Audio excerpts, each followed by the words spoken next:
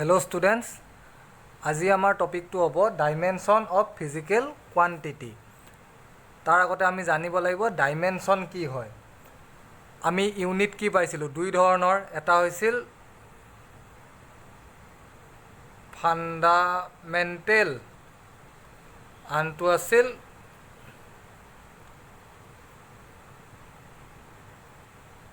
Derive. Fundamental unit আৰু derive unit, আমি দুই ধৰণৰ ইউনিট আছিল। ফাণ্ডামেণ্টেল ইউনিট কেইটা আছিল 7টা। সেই ফাণ্ডামেণ্টেল ইউনিটৰ পৰা আমি ডিৰাইভ ইউনিট কেইটা উলিয়াই ল'ব পাৰোঁ। ফাণ্ডামেণ্টেল ইউনিট কেইটা হৈছে বেচিক ইউনিট। কি কি আছিল? লেন্থৰ কাৰণে আছিল এম, মাছৰ কাৰণে এম, টাইমৰ কাৰণে টি, কাৰেণ্টৰ কাৰণে এম্পিয়াৰ, টেম্পাৰেচাৰৰ কাৰণে কেলভিন কে, লিউমিনাছ ইণ্টেনচিটি আছিল কেণ্ডেলা CD, আৰু এমাউণ্ট অফ ছাবষ্টেঞ্চ আছিল মল। এইকেইটা আছিল ফাণ্ডামেণ্টেল ইউনিট। ইয়াৰ পৰা আমি ডিৰাইভ ইউনিটবিলাক উলিয়াই লওঁ, যেনেকৈ এক্সেলাৰেশ্যন কোৱা, ভেল'চিটি কোৱা, পাৱাৰ কোৱা, ৱৰ্ক ডান কোৱা আদি বিভিন্ন ধৰণৰ ডিৰাইভ ইউনিটকেইটা আমি ফাণ্ডামেণ্টেল ইউনিটৰ পৰা উলিয়াব পাৰোঁ। এতিয়া কথাটো হ'ল ডাইমেনশ্যন কি? এতিয়া ডাইমেনশ্যন হ'ল যিকোনো এটা derive unit with the help of fundamental unit আমি এক্সপ্ৰেছ কৰিব পাৰোঁ। ফাৰ্ষ্ট আহি যাওঁ আমি ডাইমেনশ্যন অফ ফিজিকেল কোৱান্টিটিৰ ডেফিনেশ্যনটো চাওঁ আহা। ডেফিনেশ্যনটোৰ পিছত আমি কেনেকৈ উলিয়াই তাৰ বিষয়ে আলোচনা কৰিম। ফাৰ্ষ্ট ডাইমেনশ্যন অফ ফিজিকেল কোৱান্টিটিৰ আমি ডেফিনেশ্যনটো চাওঁ। চ' ডেফিনেশ্যনটো কি হয়? Dimension of physical quantity are the powers to which fundamental quantities must be raised to represent that quantity completely. ঠিক আছে, এইটো হৈছে ডেফিনেশ্যন। ফাৰ্ষ্ট ধৰি লোৱা এটা ডিৰাইভ ইউনিট আমি চালোঁ এৰিয়া।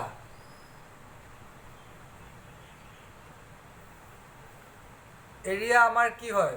লেন্থ ইনটু ব্ৰেথ বা লেন্থ ইনটু লেন্থ। এৰিয়াৰ ইউনিট কি? Metre square. Length into length বা লেন্থ ইনটু ব্ৰেথ। লেন্থ আমি কিহত মেজাৰ কৰোঁ? মিটাৰত। চ' এইটো এম, এইটো এনেকৈ ব্ৰেকেটৰ ভিতৰত লিখে। বি কিহৰ? মিটাৰ লেন্থ, লেন্থত মেজাৰ কৰোঁ। ব্ৰেথো আমি কিহত মেজাৰ কৰোঁ? লেন্থ। চ' এইটো কি হৈ গ'ল? L square. আমি জেনেৰেলি MLT এইকেইটা ইউজ কৰোঁ। ইয়াতে কি হয়? এম নাই, মানে M0, L2, T0।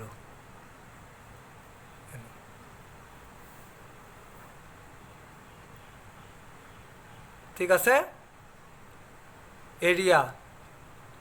নেক্সট আৰু এটা দেখাইছোঁ, কেইটামান এক্সাম্পল দেখালে তোমালোকে বুজি পাবা যে কেনেকৈ কেলকুলেট কৰে। ভলিউম। ভলিউমটো কি? Length into breadth into height. লেন্থটো L, ব্ৰেথটো L, H2 L। চ' হৈ যায় কি? L cube.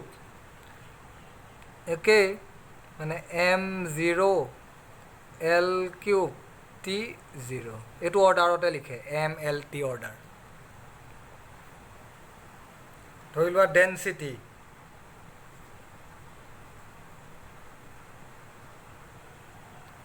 ডেনচিটি কি হয়? মাছ ডিভাইডেড বাই ভলিউম। মাছটো কেজি, মাছটোৰ কাৰণে কি হয়? M।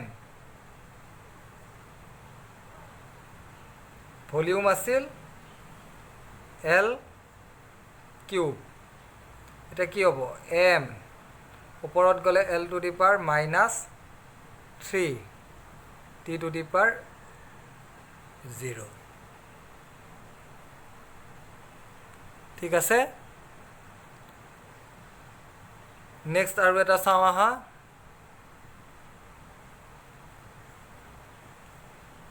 স্পীড বা বেগ স্পীড অৰ ভেলোসিটি কি হয় ডিস্টেন্স ডিভাইডেড বাই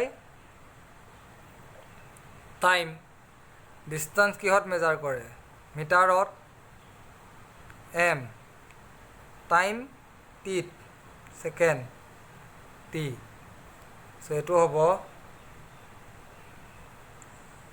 সৰি মিটাৰত মেজাৰ কৰিলে সৰি মিটাৰত মেজাৰ কৰে l so m 0 l 1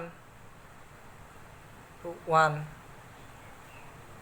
t to the power -1 আইডিয়াটো পাইছা সাগে কেনেদৰে আমি ডাইমেনশন উলিয়াও এটা ডিৰাইভ ইউনিটৰ এখিনি তোমালোকে চোৱা মই আৰু কেইটামান দেখাইছো তোমালোকে এখিনি পাতি লোৱা এনেকুৱা ফিজিক্সত ঢেৰ ইউনিট পাবা ডিৰাইভ ইউনিট পিছলৈকে প্ৰতিটোৰে ডাইমেনশন জানিব লাগে ধৰি লোৱা নেক্সট এক্সেলাৰেশন মানে অসমীয়াত আছিল ত্বৰণ বেগৰ পৰিৱৰ্তনৰ হাৰ ডিভাইডেড বাই টাইম বেগৰ পৰিৱৰ্তনৰ হাৰ change in velocity divided by time ভেলোসিটিটো এইমাত্ৰ উলিয়াইছিলোঁ l t -1 টাইমটো কি হয় t so m0 l t -2 হ'ব এক্সেলাৰেশন ধৰিব পাৰিছানে কেনেকৈ উলিয়াই আছো ক্যালকুলেশনটো একদম সহজ ধৰি লোৱা আৰু এটা ইউনিট চাওঁ মোমেন্টাম ভৰবেগ মোমেন্টাম এটো অসমীয়াত আছিল ভৰবেগ হৰ ইনটু বেগ mass into velocity mass into velocity mass হৈছে কি m velocity l t -1 l t -1 so answer to hobo m1 l1 t -1 eto hoise momentum aru eta doilo sao force f ball f equal to ami ki paisilu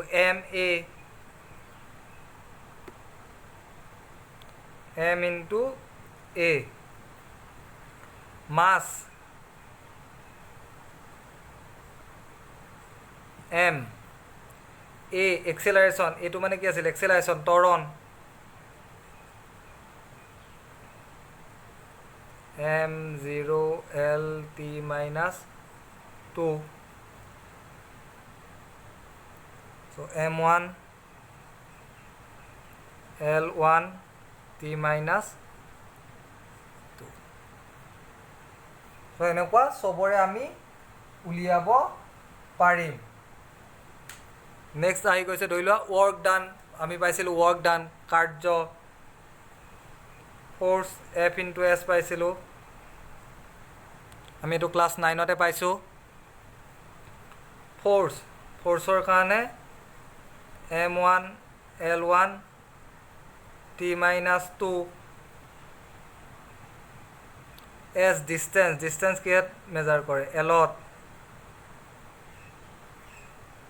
ঠিক আছে so m1 l2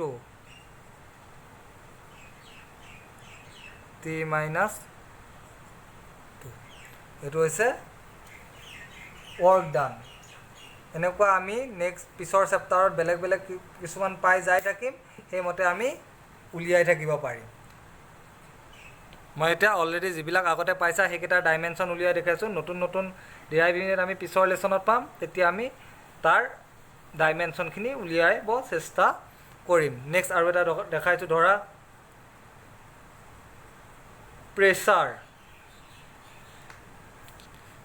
pressure কি আছিল force পাৰ unit area force divided বাই area pressure মানে আছিল চাপ এতিয়া ফ'ৰ্চৰ আমি উলিয়াইছোঁ কি আছিল m1 l1 আৰু t টু দি পাৱাৰ -2 এলৰ এৰিয়া কি l স্কুৱেৰ চ' কি হ'ব m1 এইটো 1 - 2 আহিব -1 ওপৰত গ'লে t to the power -2 m1 l -1 t to the power -2 এইটো হৈছে প্ৰেছাৰ এনেকৈ আমি এটা ডিৰাইভ ইউনিটৰ ডাইমেনশ্যন কেলকুলেট কৰোঁ ঠিক আছে এইখিনি তোমালোকে পাতি লোৱা চ' এতিয়া তোমালোকে বুজি পালা dimension of A physical quantity কেনেকৈ কেলকুলেট কৰে এতিয়া ইয়াৰ কিছুমান এপ্লিকেশ্যন আছে এপ্লিকেশ্যনটো আমি নেক্সট ভিডিঅ'ত ইয়াৰ এপ্লিকেশ্যনখিনি ডিছকাছ কৰিম ডাইমেনশ্যনৰ সহায়ত আমি কি কি কৰিব পাৰোঁ আমি নেক্সট ভিডিঅ'টোত ডিছকাছ কৰিম থেংক ইউ